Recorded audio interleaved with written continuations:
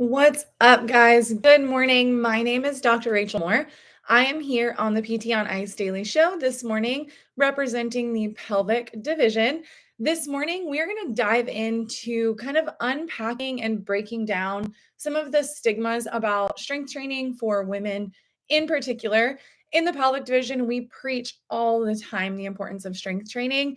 We just did a post that kind of like broke the internet about how pelvic floor PT helps create generational health. And it really kind of dials back to, or all comes back to, emphasizing the importance of strength training and helping people just fall in love with what it feels like to load their bodies and what it feels like to be stronger and empowered. So, this morning, we're going to unpack what that stigma is for women with strength training, kind of where it comes from or where that fear is, and then challenge some of the pieces of that so that when we're in clinic, we have our patients in front of us and they're kind of not pushing back, but letting you know, like, these are some of their concerns. We've got some fuel in the fire or for the fire on how to challenge this. So the biggest reason we tend to hear pushback for women in strength training has to do with the fear of looking like bulky or the fear of looking like a man, quote unquote. I know in my area in the Woodlands, for the longest time, like, everybody's just stick thin and that's the priority. And I think culturally we're all used to that. But we're starting to see this shift. And so this fear of looking like a man or this fear of building so much muscle mass because we look at a weight one time is very unfounded, realistically. First of all, hormonally, men and women are very different. I think we all know that. We all can agree with that. We have different ratios and percentages of hormones like testosterone, estrogen, and progesterone. And specifically, when we're thinking about testosterone, men have 7 to 10 times more testosterone than women do. And testosterone is one of the biggest hormones that's playing towards muscle growth. So our bodies naturally just are not set up from a hormonal perspective to have that same bulking effect that male bodies do hormonally as a result of training. The other big key difference from an anatomical and physiologic standpoint is the muscle fiber differences. So we have two different types of fibers. Actually, we have more, but we've got our type 1 fibers, which are more of like the endurance slow twitch fibers. And then we have the type 2, which are more of those fast twitch fibers. When we're looking at the ratio of fiber area for males versus females, females have a higher fiber area ratio of type 1 fibers, meaning they don't have that same density or bulk mass of those type 2 fibers that tend to respond to that bulk hypertrophy style training. So it's not proportionately different. Proportionally, it's about the same when we look into the research, but when we're looking at cross-sectional areas, the ratio of those fiber size, type 1 is higher in females. Again, when we're thinking about like the actual physiologic breakdown of how strength training changes happen and how these hypertrophic changes happen, the type of muscle fibers is a piece to consider. So those are two kind of base level, the way our bodies are built, we are just not set up to have that same type of response that other males have. The other side of this is that we can really emphasize the benefits of strength training. Like, yes, we know we're not going to have the same physical change, but maybe if we highlight the benefits, like the physical change doesn't even really become an issue anymore. A lot of people begin exercising or start their exercise journey, not necessarily because they want to be strong or build strength or anything like that, but a lot of times it's because they want to lose weight. And that's understandable. Having a healthier body composition is a very large piece of strength training that is beneficial. So when we are strength training, we're building up the skeletal muscle and reducing the fat percentage wise. And so that can be a better composition from a physical attribute standpoint, but it's also going to be a better composition from a health standpoint too. So if we're thinking about losing weight, we all know as PTs that skeletal muscle has a higher metabolic rate. So as somebody builds skeletal muscle, their base metabolic rate is going to increase, meaning that even sitting at rest and doing nothing, they're burning more calories just to exist, which can help with fat loss and weight management in the long-term grand scheme of things. We also know that for women in particular, we have got to emphasize the importance of bone health. Women have bigger issues with this because of the change in hormonal status with menopause. And so, emphasizing the ability of strength training to increase bone density and kind of like build a reserve while somebody is in their younger years in these more hormonally rich timelines, so that as they're going through these later changes in life where we see hormonal impacts affect the breakdown of bone density, we have kind of a higher reserve. And or if we're looking at the older population, we're mitigating that loss. Bone responds to load.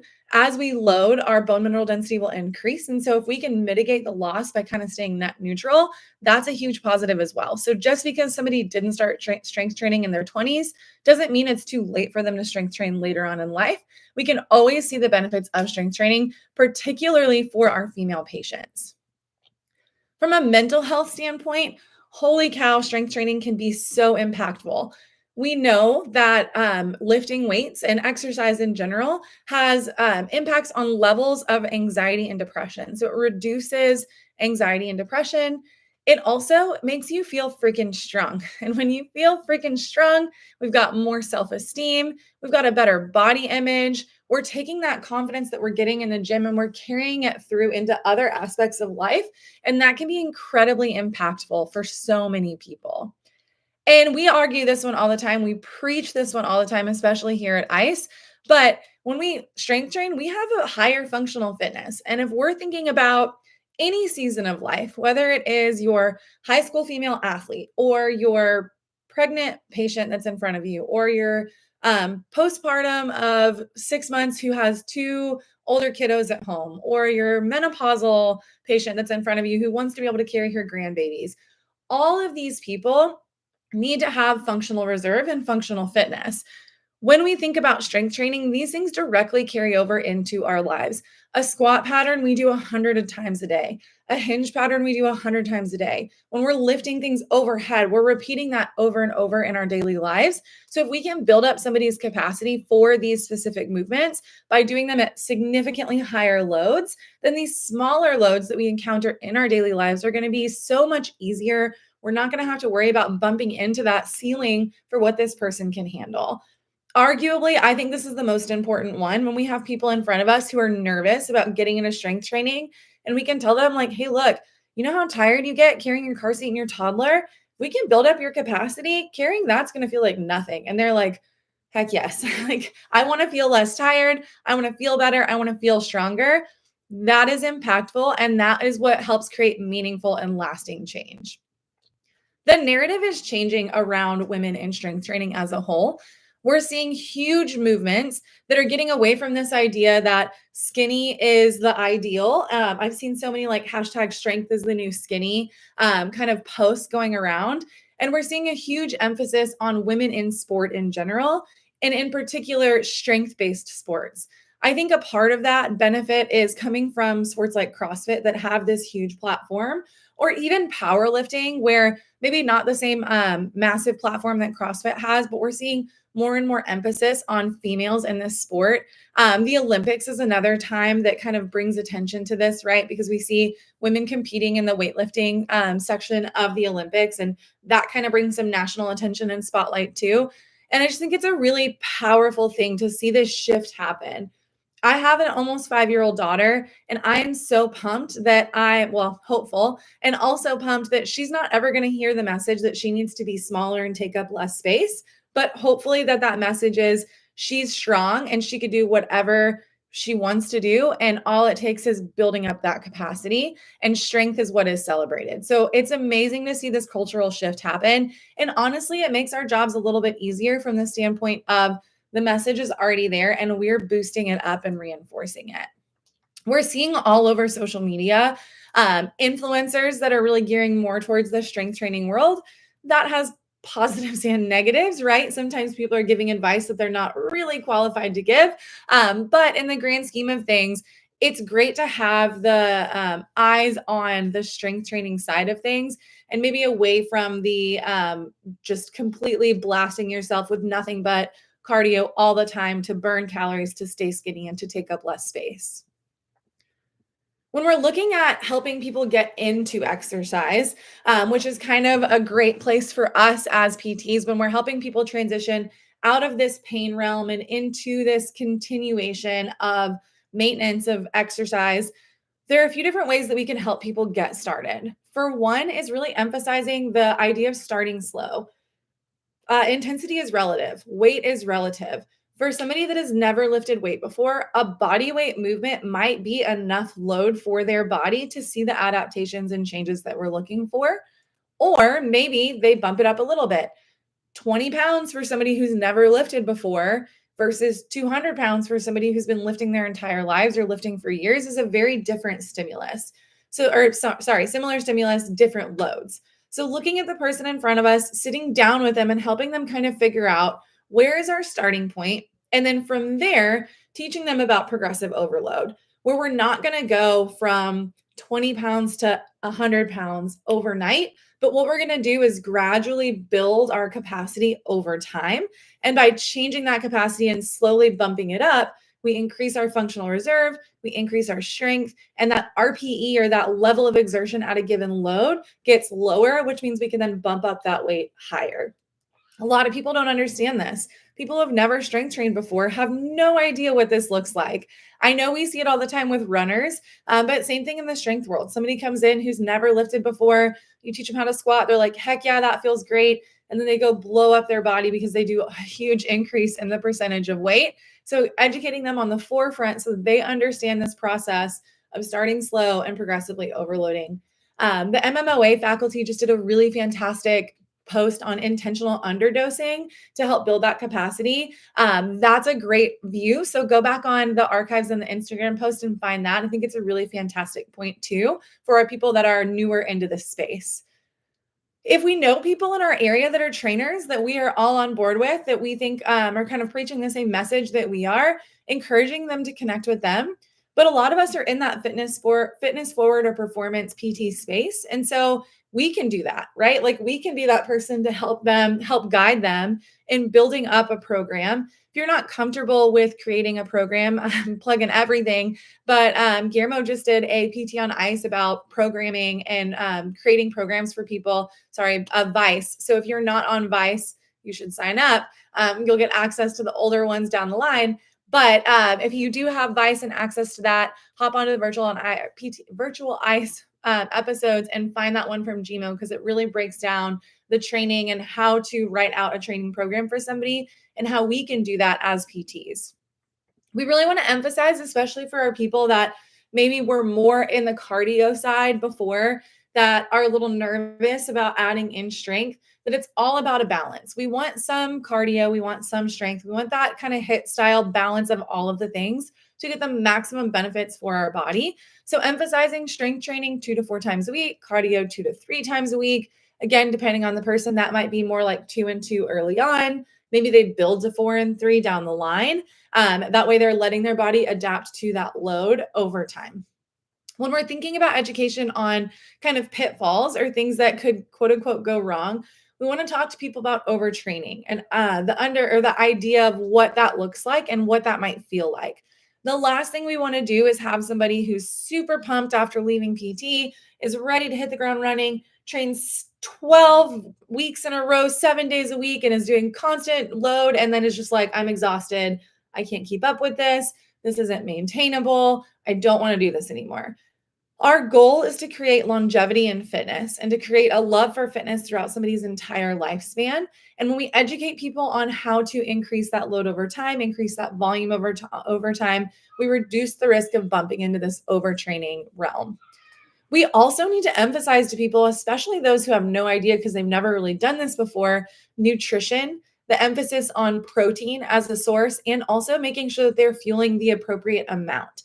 A lot of us are underfueling at baseline. And then when we start layering an activity, that underfueling percentage really just kind of skyrockets, right? So showing them using bmrcalculator.org is my favorite website, but hopping on and typing everything in and say, okay, look, we were here. This was our target calorie range.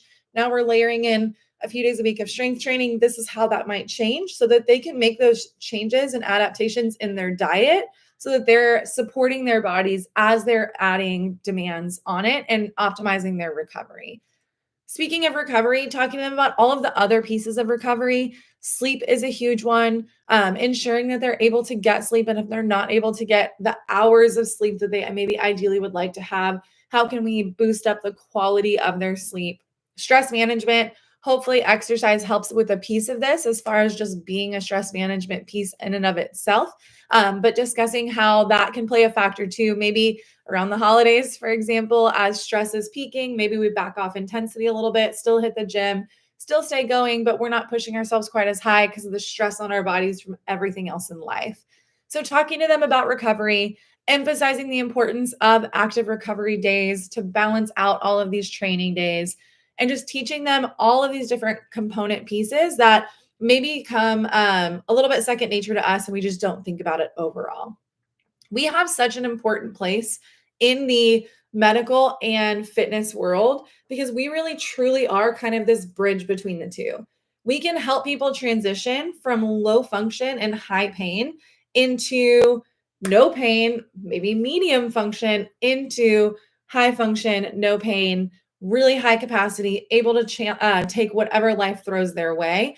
And that is such a powerful and impactful place for us to be. And it's such an exciting thing for us to be able to do. We need to have the confidence in ourselves and our ability to create that change for these people. And so we can show them, like, look at this thing that you can do. You've got this, and get that buy in from them as well.